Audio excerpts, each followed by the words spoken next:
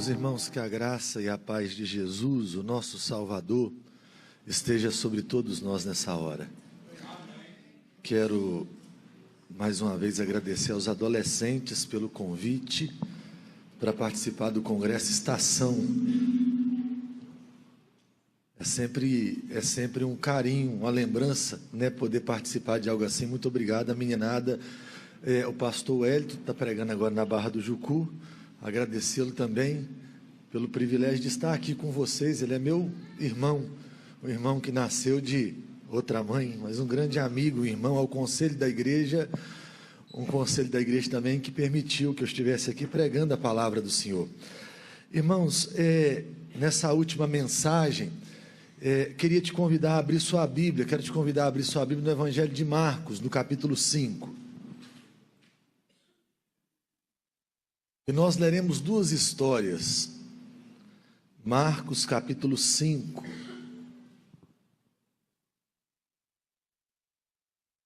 Nós leremos a partir do versículo de número 21.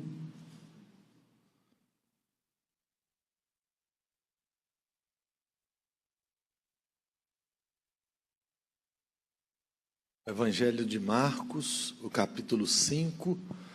Nós leremos a partir do versículo de número 21.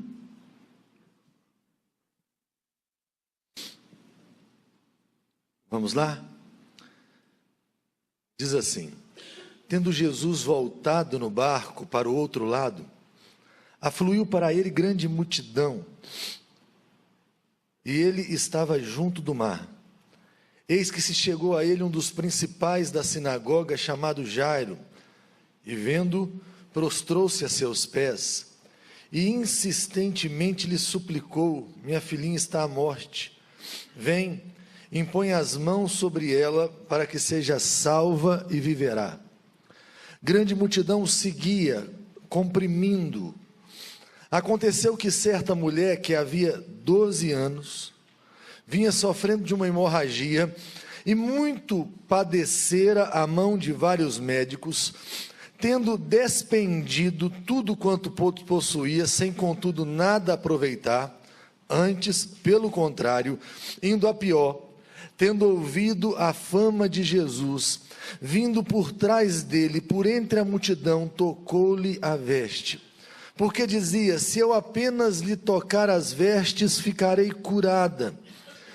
E logo se lhe estancou a hemorragia, e sentiu no corpo estar curada do seu flagelo. Jesus, reconhecendo imediatamente que dele saíra poder, virando-se no meio da multidão, perguntou: quem me tocou nas vestes? Responderam-lhe seus discípulos: vês que a multidão te aperta, e dizes: quem me tocou? Ele, porém, olhava ao redor para ver quem fizera isto. Então a mulher, atemorizada e tremendo, cônscia do que nela se operara, veio, prostrou-se diante dele e declarou-lhe toda a verdade. E ele lhe disse: filha, a tua fé te salvou, vai-te em paz e fica livre do teu mal. Falava ele ainda quando chegaram alguns da casa do chefe da sinagoga, a quem disseram: tua filha já morreu, por que ainda incomodas o mestre?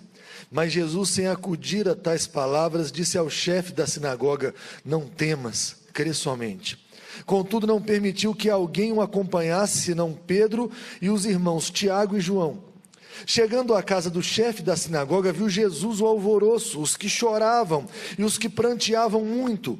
Ao entrar, lhes disse: por que estáis em alvoroço e chorais? A criança não está morta, mas dorme. E riam-se dele. Tendo ele, porém, mandado sair a todos, tomou o pai e a mãe da criança e os que vieram com ele, e entrou onde ela estava. Tomando-a pela mão, disse: Talita cumi, que quer dizer: menina, eu te mando, levanta-te. Imediatamente a menina se levantou e pôs-se a andar, pois tinha 12 anos. Então ficaram todos sobremaneira admirados, mas Jesus ordenou-lhes expressamente que ninguém o soubesse, e mandou que dessem a comer a menina. Acho interessante as escolhas das palavras que são usadas aqui para descrever a tragédia e o milagre. Acho interessante demais, 12 anos. 12 anos de uma mulher sendo curada e de uma menina sendo ressuscitada. Como é que a vida se encontra? Um dia na casa de Jairo nascia uma menina, 12 anos atrás. E o coração da família se alegrava. Na casa de uma mulher começava uma hemorragia, que ela não sabia muito bem como ia parar. O tempo começa a passar. Na casa de Jairo a alegria só cresce, porque a alegria da gente cresce enquanto os filhos crescem, não é verdade? A gente vai vendo eles tomarem forma, pelo menos em alguns lugares, né? A gente vai vendo eles tomarem forma e o nosso coração vai tomando de alegria. Mas na casa da mulher a hemorragia não parava. O problema ia aumentando. E aquela mulher começava a gastar tudo que ela tinha para tentar resolver o problema e não resolvia. 12 anos depois, as duas histórias vão ter um encontro com Jesus. A história da mulher e a história da menina. É interessante, possivelmente essas histórias nunca iam se encontrar, mas elas se encontram em Jesus. Elas se encontram em Cristo, e as duas histórias têm solução em Cristo. 12 anos depois, a mulher, ela gastou tudo que ela possuía, e a hemorragia continuava, e 12 anos depois, a menina de Jairo ficou tão doente, mas tão doente, que fez o principal da sinagoga sair de casa e ir procurar Jesus. E daqui a pouquinho a menina dele vai morrer, 12 anos depois. Não é assim a vida? A gente está aqui e as nossas histórias se encontram. A gente poderia parar aqui um tempo e começar a contar quando Jesus nos tocou. Contar dos nossos desencontros e do nosso grande encontro. Contar do que Cristo fez e continua fazendo. E é interessante que, por mais diferente que sejam as nossas histórias, a nossa história tem algo em comum: Jesus. Jesus unifica a nossa história, de maneira que, ainda que nós sejamos desconhecidos, eu tenho muito mais a ver com você do que com o meu vizinho que não conhece a Jesus Cristo. Você talvez seja a pessoa mais próxima que eu tenha na vida, ainda que eu não saiba seu nome, eu posso te chamar de irmão, por causa de Jesus. Jesus unifica as nossas histórias. E há algumas coisas nesse texto que me chamam muita atenção. Primeiro, o que as pessoas fizeram com o conhecimento que elas tinham de Jesus. O que Jairo fez e o que a mulher fez. Num determinado momento o texto fala bem assim: sabendo da fama de Jesus. A fama de Jesus corria por Israel. E aquele povo resolveu fazer alguma coisa com o que eles sabiam sobre Jesus. Escutem o que eu vou falar. Há muito conhecimento sobre Jesus aqui nessa noite. Nós poderíamos escrever assim, um tratado sobre quem é Jesus aqui nessa noite. Cada um poderia dizer algo sobre Jesus. Mas sabe uma coisa que me impressiona? É o que nós temos feito com o que sabemos sobre Jesus. As atitudes que temos tomado com o nosso conhecimento sobre Jesus. É interessante que um homem muito importante, chamado Jairo, quando ele começa a ver que há uma crise estabelecida na casa dele, o conhecimento dele sobre Jesus o leva a se humilhar. Ele não quer mais saber do que as pessoas vão pensar dele. Ele não quer mais saber do status que ele ocupa. Ele quer que Jesus faça alguma coisa na casa dele. Ele se humilha. Daqui a pouquinho aparece uma mulher que não fala nem o nome dela, mas uma mulher que era uma profanadora ambulante. Você já deve ter lido o Antigo Testamento ali, e vai falar da mulher no período menstrual, que aquela mulher que tudo que encostava se tornava impuro. Imagina uma mulher que a hemorragia não passa. Imagina uma mulher que por 12 anos tudo que ela toca é impuro. Imagina uma mulher que ela não pode ir num culto porque ela é impura. Imagina uma mulher que o sentimento que ela tem é: eu sou uma condenada na vida, tudo que eu faço dá errado. Imagine a história dessa mulher.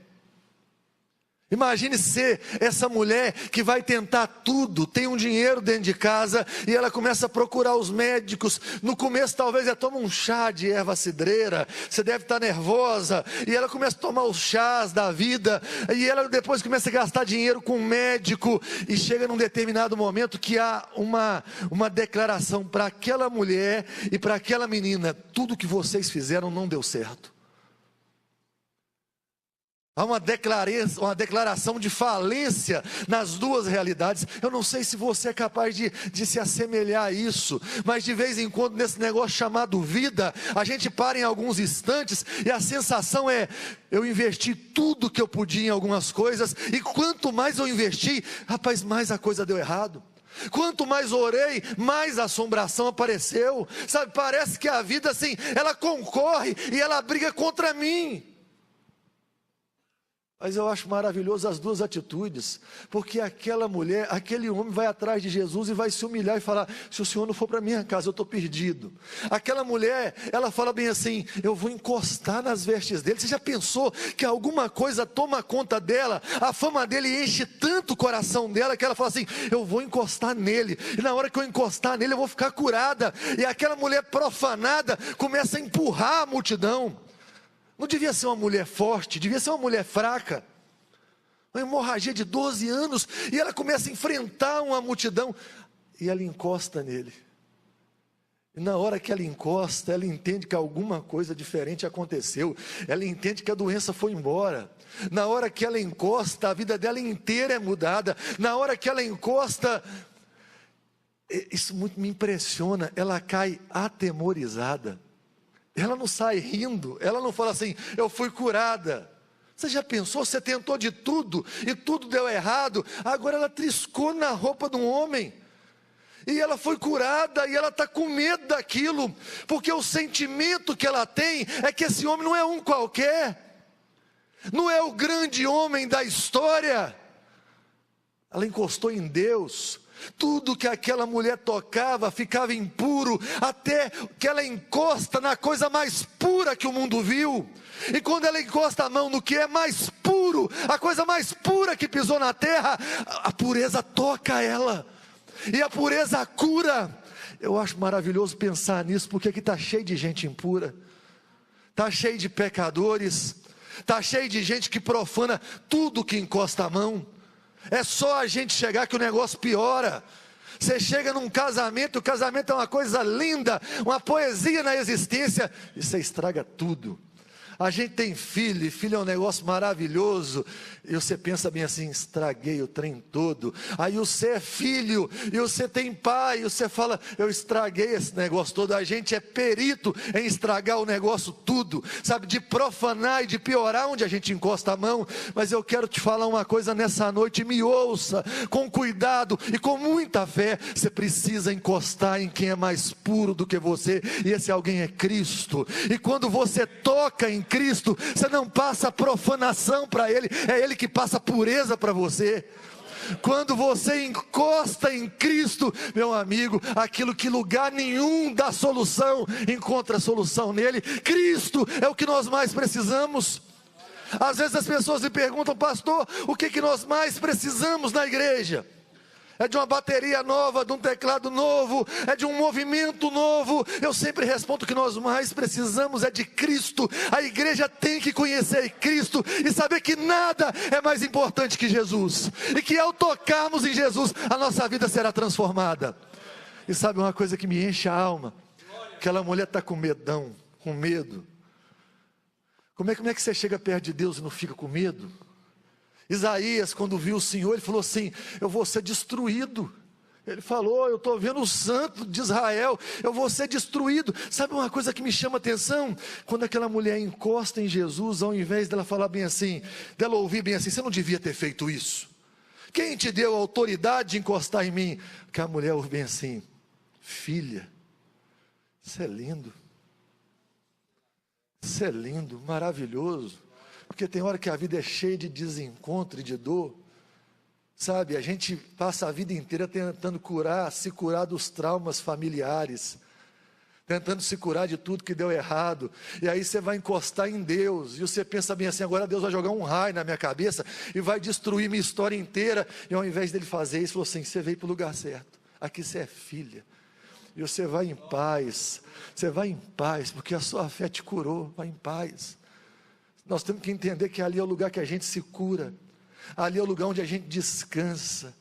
Está cheio de aflição na alma, sabe, cheio de aflição, é difícil ser brasileiro, não está lotado de aflição, até no que a gente é bom, nós estamos perdendo agora, sabe, é difícil, e sabe uma coisa que me impressiona, você está aqui cansado, e aí, na sua mente, no seu coração, você fala bem assim, rapaz, eu preciso de umas férias, porque eu vou me encontrar de novo numas férias. Quero dizer uma coisa para você, você precisa das férias, mas acima de tudo você precisa de Jesus. Ele vira para os cansados e sobrecarregados e fala assim, venham a mim, vocês que estão cansados e sobrecarregados, eu vou aliviar vocês, venham a Cristo, Jesus é o lugar do descanso. Eu acho interessante que toda a Bíblia fala do lugar de descanso. O povo caminhava no deserto esperando entrar no descanso, o crente entra no descanso em Cristo.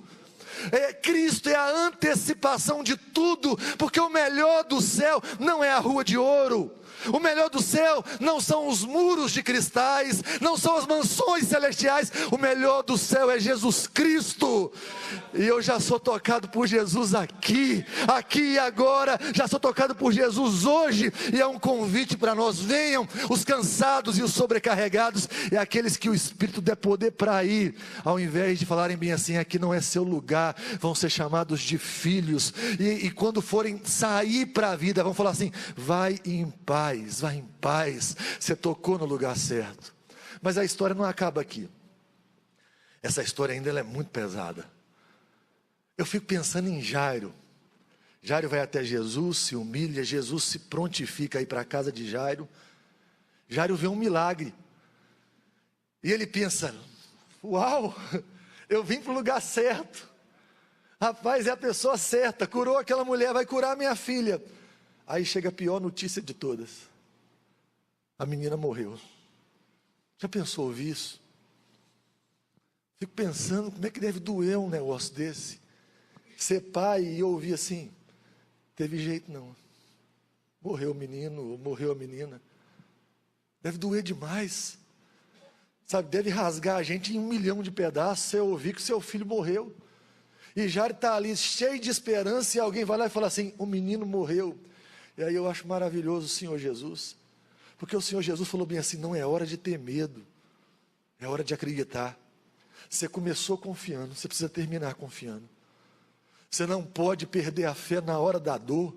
Na hora da dor você tem que colocar seu coração no lugar certo, seu coração está no lugar certo. Nós temos que entender que o nosso coração precisa repousar em Cristo, em todos os momentos. No momento de mais profunda alegria e prosperidade, mas no dia mais doloroso da nossa vida, nosso coração tem que repousar em Cristo. E no caso específico de Jairo, Jesus chega lá na casa dele, e tem uma turma chorando, porque a menina estava morta, e Jesus fala bem assim, está só dormindo, e a turma começa a rir, porque se tem uma coisa que a gente entende é de morte, mas eu sirvo a um Deus que entende de vida. Meu Jesus é o Senhor da vida, a vida só existe por causa dele, ele é a ressurreição e a vida, e ele chega e fala, está dormindo, eu vou acordá-la, e a turma começa a rir. É engraçado essa doideira da gente, numa hora você está chorando, outra hora você começa a achar graça num negócio sério, e aí ele chama a mãe, o pai, os discípulos que foram com ele, e ele fala assim, Talita cumi, que quer dizer, menina levanta, e a que estava morta levantou. E o milagre acontece, e ele vai virar para todo mundo, vai falar bem assim, não há nada na vida que eu não tenha poder sobre ele, não tem nada que eu fale e que não me obedeça. Quando ele virou para o universo e disse ao universo, haja luz, houve luz. Quando ele disse bem assim, haja separação das águas, houve separação das águas. E quando ele diz ao morto, levanta, o morto levanta. E ele quer dizer uma coisa à igreja nessa noite muito clara, não diga para ele que ele não pode. Ele pode o impossível, ele pode todas as coisas, ele pode curar uma mulher com hemorragia, e ele pode ressuscitar um morto. Isso tem que gerar esperança e expectativa em nós. Deus não é obrigado a fazer milagres, mas Ele pode fazer. Escuta e grava. Eu não tenho que virar aqui e falar bem assim: eu sou seu servo, e o Senhor, eu decreto e declaro que o Senhor tem que fazer um milagre. Ele não é obrigado, Ele é Deus, Ele faz onde Ele quiser. Ele não é obrigado, mas tem hora que Ele faz. E aí está eu e você aqui hoje. E qual é a situação? Qual que é o dilema ao longo dos anos? O que você está fazendo com a fama de Jesus? Você pode chegar perto dele aqui agora e falar assim: acabou os recursos todos. Eu acho que a melhor hora da vida da gente é essa. Eu acho que a maior compreensão de quem eu sou é quando eu chego no ponto de falar bem assim: não tenho mais recursos. Acabou tudo, tudo, tudo. Ou o Senhor faz alguma coisa ou eu já era. Ou o Senhor entra nessa história ou eu já era. Ou o Senhor entra na história ou minha família já era. Ou o Senhor entra na história ou meus filhos já eram. Ou se eu entro na história, eu vou ser devorado. O Senhor precisa entrar na história. E aí, o que a gente vai fazer? Eu acho maravilhoso que a igreja não é um lugar de gente forte, é um lugar de gente fraca. Os fortes não fazem parte da igreja. Os fortes se salvam. Os fortes acreditam neles mesmos. A gente não. A gente olha para a gente e fala assim: eu não consigo. Eu olho para o céu e falo: Ele consegue. O Senhor Jesus consegue e eu me dobro. Acho maravilhoso. O que é a oração? A oração é a maior declaração de fraqueza de um ser humano. É quando eu falo: eu não consigo me salvar, eu não dou conta de mudar isso, mas o Senhor pode, e Deus pode tudo. E aí, sabe qual é o meu convite a você agora? Meu convite é para que você seja fraco.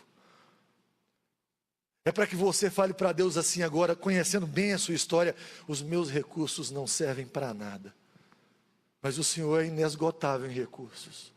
Eu já toquei nas impossibilidades, o Senhor continua sendo Deus do impossível. Vem me socorrer, me ajuda. Sabe, talvez você tenha que virar e falar assim: Jesus, vai lá para casa. Estou precisando do Senhor lá em casa, que tem coisa lá em casa que está morto. Ou você está aqui com uma mulher, a vida inteira lutando com um problema que não tem solução, mas você está no lugar certo, onde Jesus está, meu amigo, um milagre pode acontecer. Eu lembro que assim que eu formei, estava na moda uma música do André Valadão: hoje o meu milagre vai chegar, eu vou crer, não vou duvidar. Eu era um menino, e um presbítero mais velho chegou perto de mim e falou: nós não podemos cantar essa música, pastor. Eu falei: por quê? Ele falou: isso o milagre não aconteceu. Eu falei: se o milagre não acontecer, é problema de Deus, meu amigo. Deus é dono do milagre, ele pode não dar, mas rapaz, eu estou na presença de Jesus. Se eu estou na presença de Jesus, hoje o meu milagre pode chegar. Eu estou na presença de Jesus. Se Ele quiser, meu amigo, o impossível acontece. Então não venha me falar que eu não posso ter expectativa se Jesus estiver no lugar. Se Jesus estiver no lugar, meu coração vai estar lotado de esperança e de expectativa. E pode ser que o impossível toque a sua vida hoje. E sabe uma coisa maravilhosa? É que muita gente viu Jesus fazer muita coisa, mas algumas pessoas foram para casa e falaram assim: aconteceu na minha vida. Sabe, Bartimeu foi para casa, teve gente que contou a história de Bartimeu contou a história dele, Jesus passou e eu voltei a ver. Essa mulher voltou para casa e falou assim: eu tinha uma hemorragia de 12 anos, eu toquei nele e parou. Assim, Jairo, a menina dele, a mulher dele, falou bem assim: eu tinha uma filha que morreu, Jesus ressuscitou. Você pode voltar para a história contando a história de Jesus, mas pode ser também que você volte para casa contando um milagre de Jesus na sua vida. Nós cremos que Ele pode fazer isso. E aí eu quero te convidar à oração.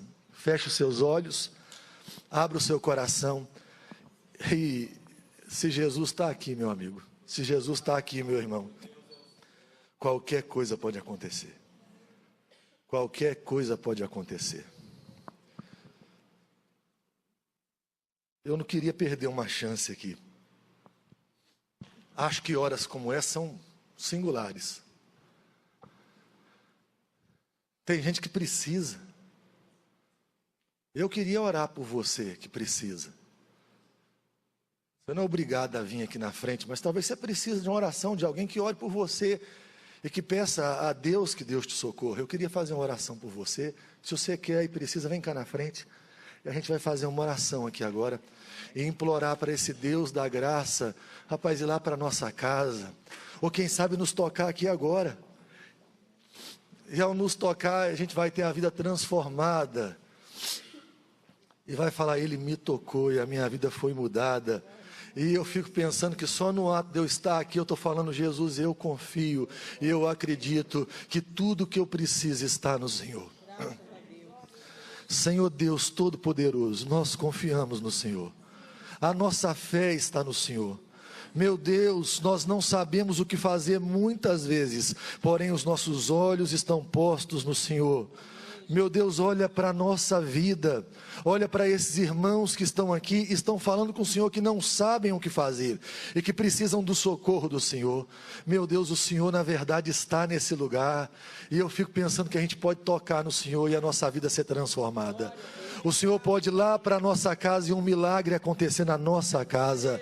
Visita, meu Deus, a sua igreja. Visita a sua igreja com poder e graça. Ó Deus, olha para cada necessidade e supra as necessidades do seu povo em Cristo. E dá um grito, meu Deus, grava no coração do seu povo que o que eles mais precisam é de confiar em Jesus Cristo. Que Jesus é a resposta para todos os dilemas da vida. Todo mundo que precisa vai encontrar resposta em Cristo. Quando o Senhor pensou numa solução para o problema do mundo, a resposta do Senhor é que o Senhor amou o mundo de tal maneira que deu o seu Filho único, para que todo que nele crê não pereça, mas tenha vida eterna. Que Cristo possa visitar o nosso coração, o coração dessa igreja, e encher-nos de paz. Ó Deus, abençoe a nossa vida. E agora, meus irmãos, recebam a bênção, que a graça do Senhor Jesus, o amor eterno de Deus, o nosso Pai, a comunhão e as divinas consolações do Espírito Santo estejam sobre vós e sobre toda a igreja espalhada sobre a face da terra, hoje e para todo sempre. Amém. Amém. Os irmãos podem assentar.